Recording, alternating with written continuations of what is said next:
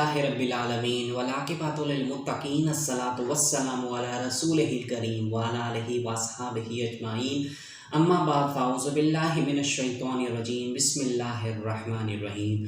मोअज़्ज़िज़ ख़वातीन व हज़रात, अस्सलामु अलैकुम व रहमतुल्लाहि व बरकातुहू। मैं हूँ आपका होस्ट एमएस अंसारी और आप देख रहे हैं हमारा यूट्यूब चैनल दी अंसारियन। ख़वातीन हज़रात, आज की जो हम इस वीडियो में बात करने वाले हैं बहुत ही इम्पोर्टेंट टॉपिक है। देखें, उसका मौजू ये है कि सोच कर बोलने की आदत डालें। देखें, ज़बान इंसान के एक ऐसा उज़्व है जो जिससे अगर कोई जो है वो आपकी इज़्ज़त बना भी सकता है और इज़्ज़त आपकी बिगाड़ भी सकता है।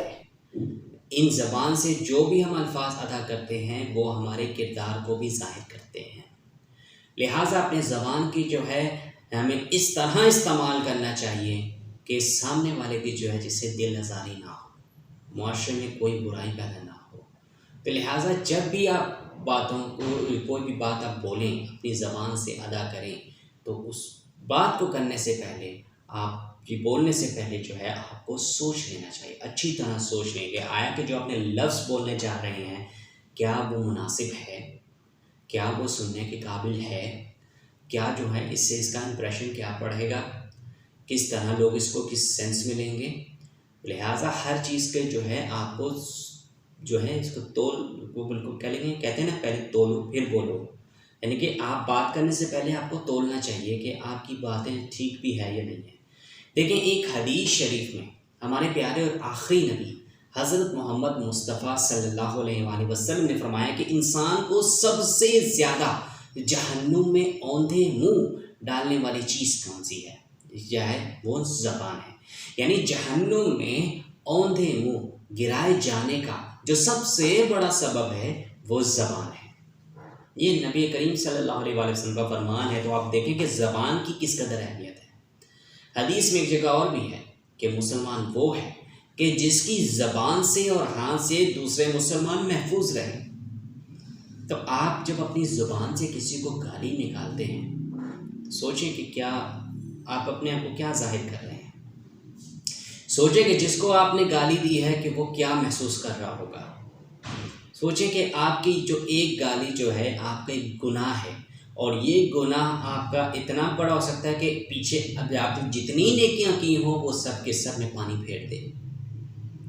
तो आप देखें नबी करीम सल्लल्लाहु अलैहि वसल्लम क्या जो है फरमा रहे हैं कि ज़्यादा जहन्नुम में औंधे मुँह जो है डालने वाली चीज़ क्या है? ज़बान है। लिहाजा अपनी ज़बान का इस्तेमाल आप इस तरीके से करें कि जब भी आप कोई बात करें तो आपकी सिर्फ अल्फाजों से फूल झड़ रहे हो कि अगला बंदा भी आपको सुने तो क्या करें कि उसको एक अच्छा महसूस हो, वो एक अच्छा उसका दिल खुश हो। अपनी इस ज़बान का इस्तेमाल इस तरह करें। इसीलिए है कि जब भी ज़बान को इस्तेमाल करें तो इस्तेमाल करने से पहले आपको चाहिए कि ज़रा सोच लें कि किसी के जहन में सवाल पैदा हो सकता है कि इसका मतलब ये है कि आदमी जब कोई एक जुमला बोलना हो तो पहले 5 मिनट तक सोचे, फिर ज़बान से वो जुमला निकाले। तो उस वक्त यह है कि उस सूरत में बहुत कहेंगे ज़्यादा टाइम खर्च होगा।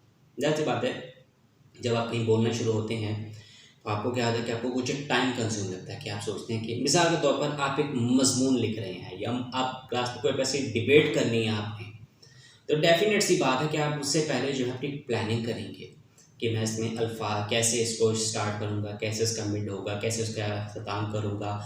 आप उसमें अल्फाज देखते हैं कि किस तरह के अल्फाज मैंने सेलेक्ट करने हैं। तो क्या होगा कि कोई भी जब आप जुमला बोलेंगे तो आपको उस पर कुछ ना कुछ टाइम तो कंज्यूम होगा। फिर वो ज़बान से जुमला निकालेंगे, फिर इस सूरत में जो है वक्त अगर लगेगा।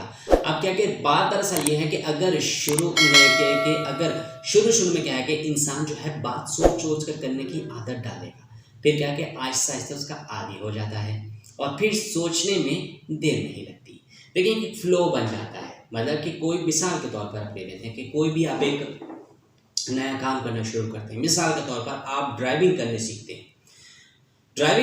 हैं तो आप सबसे पहले क्या करेंगे कि आप हो सकता है कि आप गाड़ी स्लो चलाएं या उन इलाकों में चलाएं जहाँ पे मतलब कोई ट्रैफिक ना होने के बराबर हो। तो उसी का नाम गली मोहल्लों में आपने चलाना शुरू कर दिया।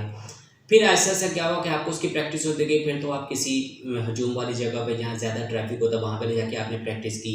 पहले आपने स्लो चलानी सीखी, फिर आपने जो है तो आहिस्ता आहिस्ता जो है उसकी स्पीड तेज़ रफ्तारी से जो गाड़ी चलाना सीखी, उसकी गियर किस तरह लगनी है, स्टीयरिंग कितनी कब घुमाना है, इंडिकेटर कब देना वगैरह वगैरह, लेन कैसे चेंज करनी, ये सब चीज़ें जो है होती है। सिमिलरली ज़बान से भी ऐसे ही है कि अगर आप कुछ बोलने की आदत डालते हैं, मतलब आपने कुछ बात किसी को कहनी होती है तो आप बोलने से पहले जो आप कुछ सोचते हैं, तो पहले क्या होगा नई नई में जब आपने भी ये काम शुरू करना है तो आप सोच सोच कर जो है अल्फाज का चुनाव करेंगे।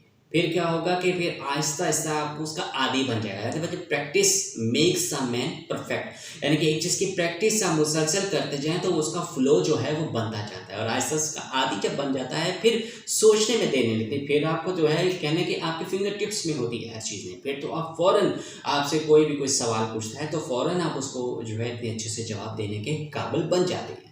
तो एक लम्हे में जो इंसान फैसला कर लेता है ये बात ज़बान से निकालूं या ना निकालूं। फिर क्या है कि अल्लाह ताला की बरकत होती है, अल्लाह ताला की रहमत होती है कि अल्लाह ताला ज़बान के अंदर ही तराजू पैदा फरमा देते हैं।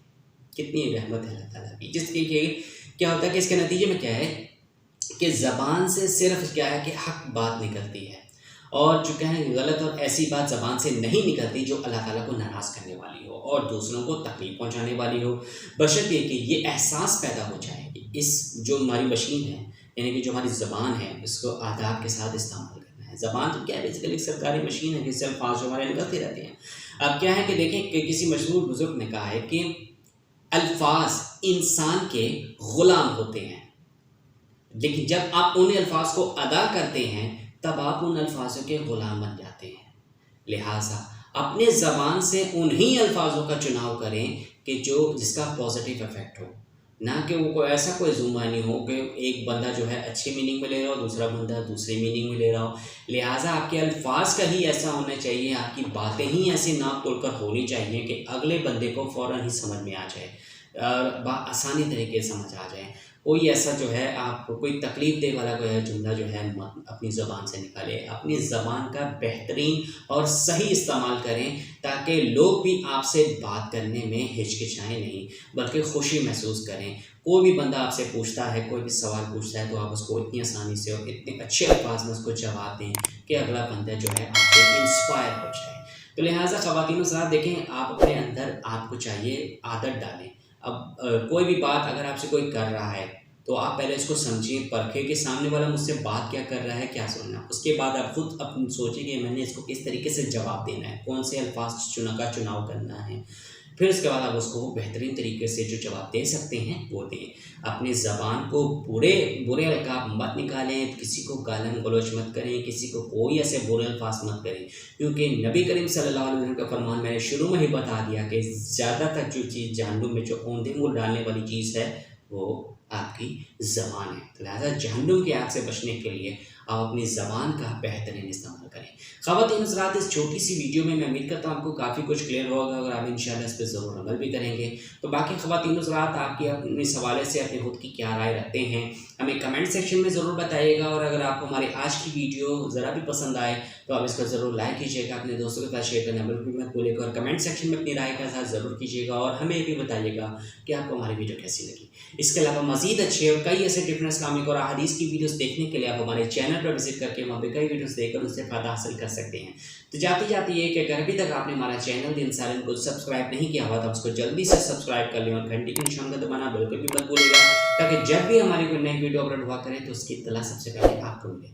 तो मिलते हैं आपसे नए वीडियो में नए टॉपिक के साथ, तब तक अल्लाह हाफ़िज़। आप अपना बेहद ख्याल रखिएगा और दुआओं में हमें याद रखिएगा। जज़ाकल्लाहु खैर। अस्सलामु अलैकुम व रहमतुल्लाहि व बरकातुहू।